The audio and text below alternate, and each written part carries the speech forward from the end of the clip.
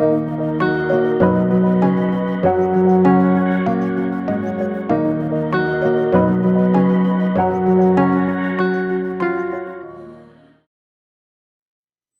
my pleasure to share some thoughts as we ponder, is green the new finance?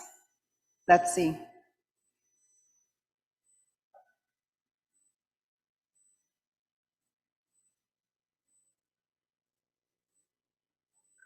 Why is green financing important? We're all familiar with the Paris Agreement and its target to limit global warming to 1.5 degrees Celsius above pre-industrial levels by the year 2050. In order to strive to achieve that objective, US $4 trillion is required on an annual basis by the year 2030. You heard me, US $4 trillion annually by the year 2030.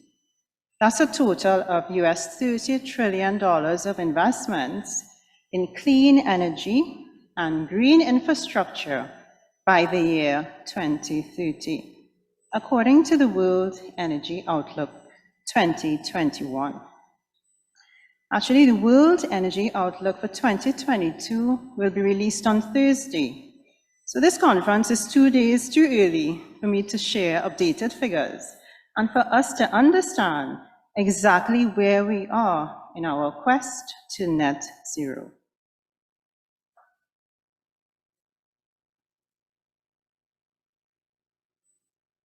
What is green financing?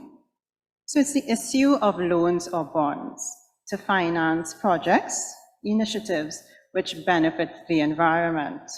For example, building green infrastructure or creating environmentally friendly goods and services.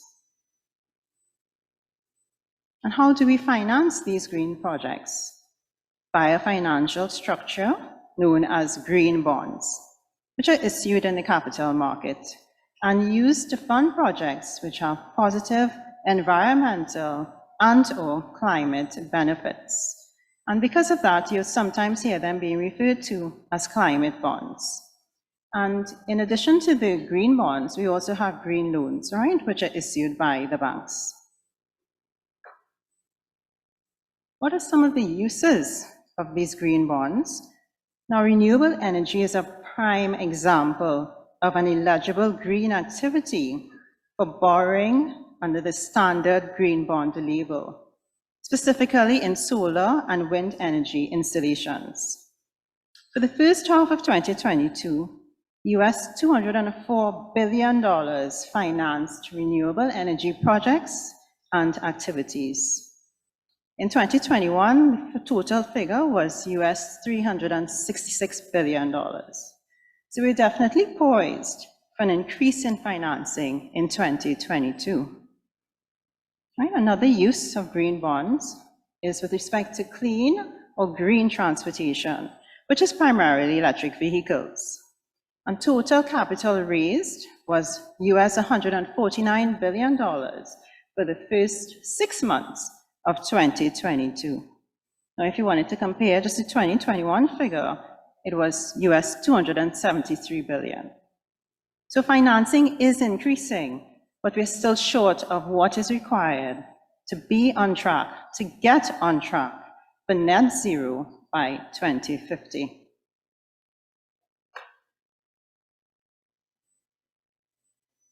What are some of the green bonds issued from January to June 2022? Green buildings and infrastructure was the third largest category for the use of proceeds after renewable energy and energy efficiency. So why issue these green bonds? We want to diversify our investor base from the traditional investors. So we're looking for investors who are focused on being green, as well as you want to improve reputation of companies who want to signal strong commitment to their decarbonization targets, as well as there's a high demand from investors, including millennials, financial institutions such as NGC, which lead to a lower cost of capital for the bond issuers. And so I just mentioned the high demand.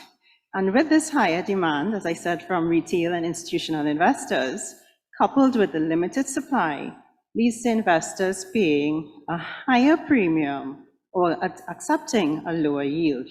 Remember, there's an inverse relationship between price and yield. So for bond with a positive sustainable feature, we're actually paying more for it and paying a higher premium and accepting a lower yield. So this green premium is coined greenium. And who have been the movers and shakers? Who are the initial issuers with respect to green bonds? We had the multilateral development banks. In 2007, EIB, the European Investment Bank, issued a climate awareness bond, focusing on renewable energy and energy efficiency. In 2008, as part of the World Bank Program on Climate Finance, IBRD, International Bank for Reconstruction and Development, issued its first green bond.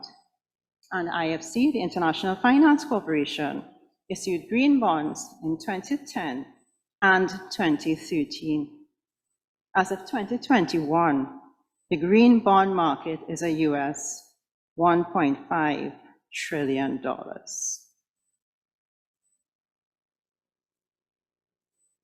Who have been the largest issuers within the first 6 months of this year? We have governments, we have China, we have Germany, France, US. Actually, Chinese government, including state-owned enterprises, raised $35.6 billion US. China is actually ramping up the activity in this area. We have EU, European Union, who financed $17.3 billion. And with respect to supranational institutions, remember we had the EIB, they were one of the first movers and shakers. They actually are still raising, and they raised $7.6 billion US to finance environmental projects in the first 6 months of 2022. Corporates didn't make that list because they weren't in the top 10, but you have primarily corporates within the utility sector who are the main issuers as they are motivated to finance renewable infrastructure to reduce their greenhouse gas emissions. Look at this chart. Look at that exponential growth of sustainable debt from 2014 to date. More than US $300 billion of green bonds were issued in the first half of 2022.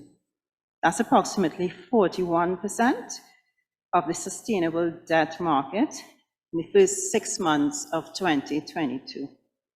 And to date, more than US $2 trillion worth of green bonds have been brought to the market. So we have been talking about green bonds. So how do they differ from a traditional bond? You know, the vanilla, plain, standard, conventional bond. So the main feature, the distinguishing feature, is the use of proceeds. So typically in a bond, you would have in the prospectus, they would say use of proceeds as general purposes or general corporate purposes. Whereas for green bonds, the use of proceeds, you have to ensure that the funds are clearly earmarked for that green project and the proceeds are used exclusively for that project. So therefore, there are additional costs you incur when you're issuing green bonds. There must be third-party verification and enhanced post-issue reporting. Why is that necessary?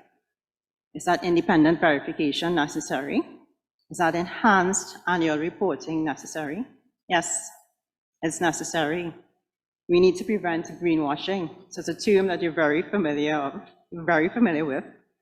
Because green sustainable financing is a hot topic, everyone is jumping on the bandwagon and labeling every project as a green project.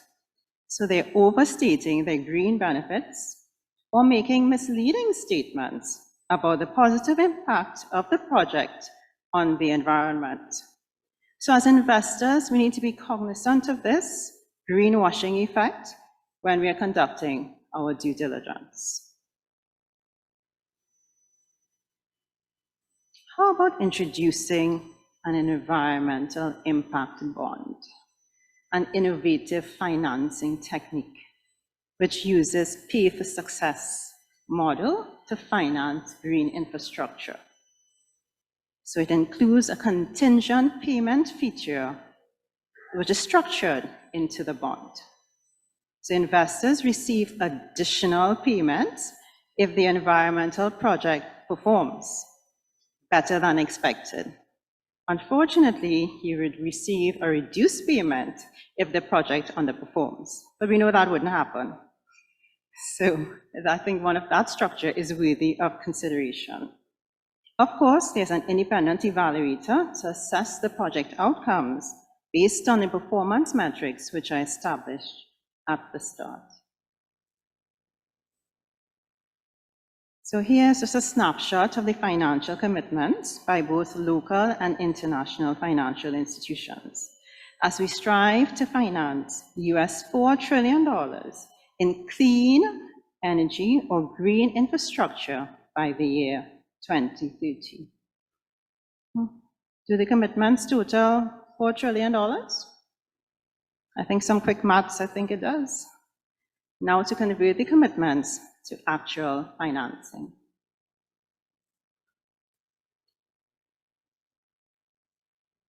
Green financing is an integral element, and we have to now let's form partnerships with the financial institutions, with the public and private sector in our quest to achieve net zero target by the year 2050. So then we can exclaim, we won't be querying anymore, we won't be questioning, we can exclaim that green is the new finance. I thank you.